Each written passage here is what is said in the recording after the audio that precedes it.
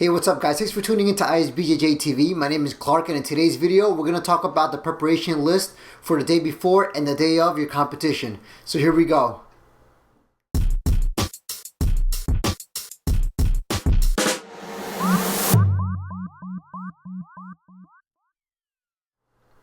Alright guys, so pretty much what I have is a checklist of what to have ready for the day before and the day of your competition. So hopefully you guys will find this useful, okay? So let's talk about a little bit the week of your competition. For the week of the competition, one thing you want to keep in mind is you want to not train anymore for at least 4 days prior to the day of the competition. The reason why is you don't want to risk getting hurt, you don't want to over exceed your body's limitations, and pretty much you want to give your body enough time to recover from injuries or any of the activities that you've been doing for the past month or 2 months of preparation to get to the competition. So the first thing is definitely you want to give your body some time to heal, recover for that week. Don't do any cardio, don't do any Brazilian Jiu-Jitsu. Just chill, relax, let your body heal, and let your body do its thing. If you're worried about your cardio, at this point, if you're worried about that, you're too late. You should have done your cardio way prior before this. So this week is just time to give your body the rest. Next thing you want to do is for the week of the competition is, even though you're not training, every time you wake up, you want to give your body some light stretches in the morning. You want to give your body some light stretches at night before you go to sleep, just to get your body into that type of motion of stretching and loosening up those muscles and letting some blood inside of them, okay? So that's something else you should be doing the week of the competition. In terms of your weight, if you're planning on cutting weight, you should have already been attempted to cut weight 2 weeks beforehand. Trying to cut weight the day of or the day before your competition is kind of harsh on your body. A lot of people can do that, and some people are okay with it, but your body really takes a big toll on it. So what I would recommend is for that week, if you're trying to still meet weight, take that week to go ahead and get your food on point and have very little bit of fat foods, limit your carbohydrates, and also have high proteins, okay? A lot of salads, a lot of fruits, good beef, good chicken, and things like that, and your protein shakes as well. Alright, the next thing that's important is sleeping. You should definitely give your body enough time to recover and get your 6 to 7 hours of sleep during the whole week of training. And I don't mean 6 hours to 7 hours of sleep for the week, I mean per day. I know it's common sense. But in either case, if you try to do like 3 to 4 hours sleeping every single day the week of the competition, it's not too good for you. You really want to give your body at least 6 to 7 hours. Your body recovers and heals itself and repairs itself when you're actually asleep. So you want to give it sufficient time for you to heal properly. Alright, the next thing you want to do is call up your friend or family member. If you plan on bringing somebody with you to competition, make sure you hit them up a week before, just so they can know in advance that they're not, busy that day or whatever.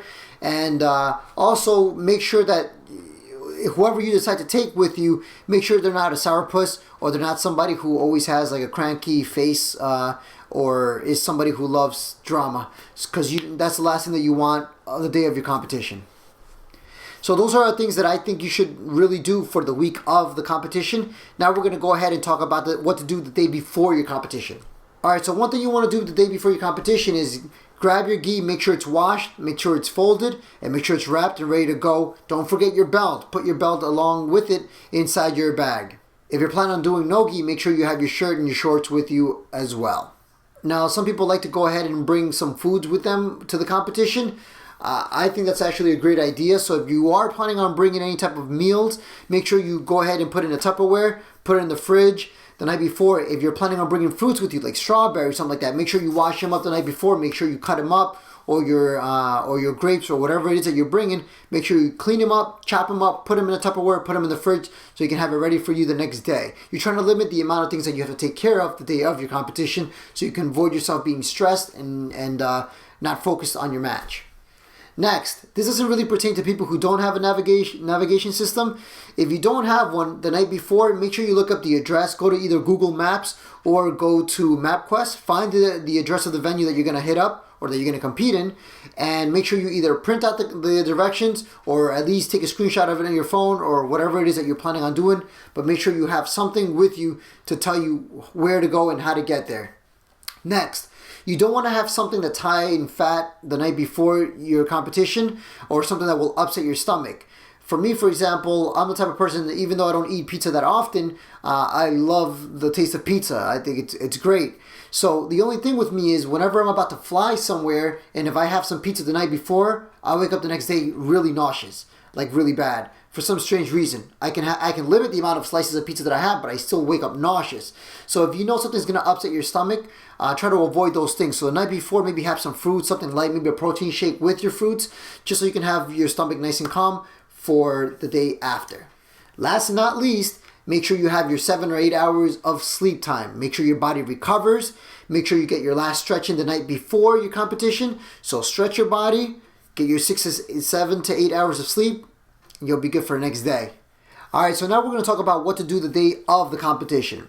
The first thing you want to do is wake up plenty of hours before your competition. So if you're competing or if you're planning on weighing in at around 11 o'clock in the morning, you want to wake up around 7 o'clock or 8 o'clock at latest, just so you can get up and make sure you have all your things ready, which is taking a shower, making sure that your fruits are ready to be packaged up in your bags. Go ahead and grab your gi that's folded with your belt along with it, your shorts, your shirt, whatever else, your towels perhaps, maybe some bandages, antibacterial wipes, whatever it is that you're bringing. Make sure they're all in your bag. You stock it all up, and so you want to wake up ahead of time. So make sure you wake up with plenty of time before you're planning on being at your competition. Next, when you wake up, make sure you do some light stretches for your body. Get your body started. Since you've been doing it for the whole week, go ahead and stretch your body. Let those muscles stretch out. Let some blood inside of them. Move a little bit, when you wake up. So you make sure you stretch your chest, your arms, your legs, your back, all those good things. You want to maybe dedicate a good 5 minutes, maybe 10 minutes at most to stretching your body as soon as you wake up in the morning. All right, this is a big one. Avoid hanging out with sour pusses that day.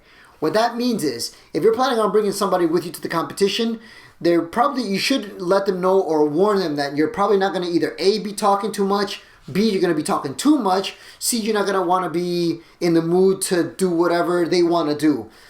Some people are all chill, they're all laid back, they're like, hey, it doesn't matter to me what you want to talk to me about. Some people are very quiet and they're very focused on their competition, so they don't really feel like talking about drama. They really don't feel like talking about anything else. They just want to be focused, and they just need somebody to come with them. So if you're watching this and you're planning on going with your friend for his or her competition, please don't be a sourpuss.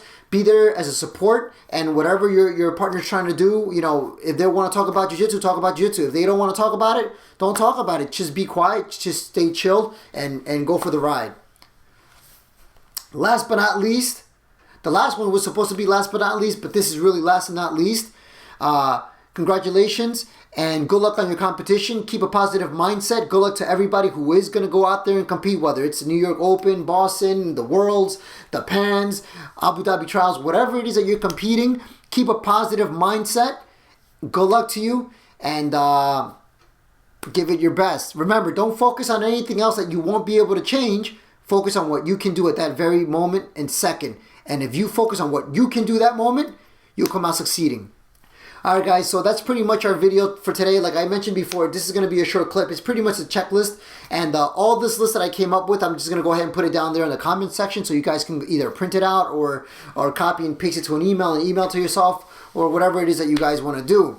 In either case, I want to thank everybody who goes ahead and watches these videos and everybody who subscribes to my video. Every time I do get an email of like a new subscriber, I get really happy because I feel like isbjjTV is actually affecting somebody out there in the real world, and we're doing a change, which is what we really want to do. Spread the knowledge of jiu-jitsu and bring motivation to a lot of people. So thank you very much for all the views. Thank you very much for all the subscriptions. If you like this video, please hit the like button. If you like the type of videos that we bring out there, and this is your first time you're watching this video, please subscribe to my YouTube channel, which is isbjjTV. Other than that, stay tuned for the next week's video because I have something really big that I want to bring out there. If you guys follow me on Instagram, I'm big with putting pictures of motivational pictures up there or things about my meals that I do during the days. And next week, I really want to shout out somebody that's on Instagram that I feel is a huge inspiration to a lot of people. This person, I think, deserves it. Okay, so I mean, there's a lot of people who do, and this is just somebody who sticks out like a thumb. I mean, And so look forward to the next video. I'm going to shout him out. He's on Instagram, and you guys will hear about him. I'll put something, I'll hook something up for him. Other than that, if you want to get shouted out, please hit me up. On Twitter, Instagram. I read all my emails. I don't have somebody else reading my emails. I read them with my partner. We both read them, and we see what we can do. Other than that, thank you very much for watching. Stay tuned for next week's video. And until then, thanks for watching. All right, cool. So, like, if you're planning on going to, like, 1985, and right now it's 1995, you want to make sure you get in the McLaurin. Make sure you get in the McLaurin. Huh? McLaren. I don't know. How did you know that? All right.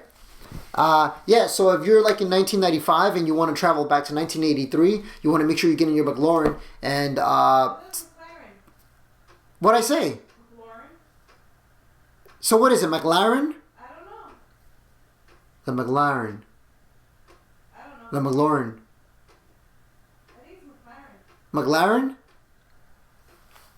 Okay. McLaren. You might want to let them know, hey, dude, or hey, please don't try to like mess up my day. Like, what is it? McLaren. That's what I said, right? All right. Well, I fix it. All right. What was I talking about? Oh. All right. This is a really big one. Avoid hanging out with sour pusses that day. So, honey, you gonna come out? All right.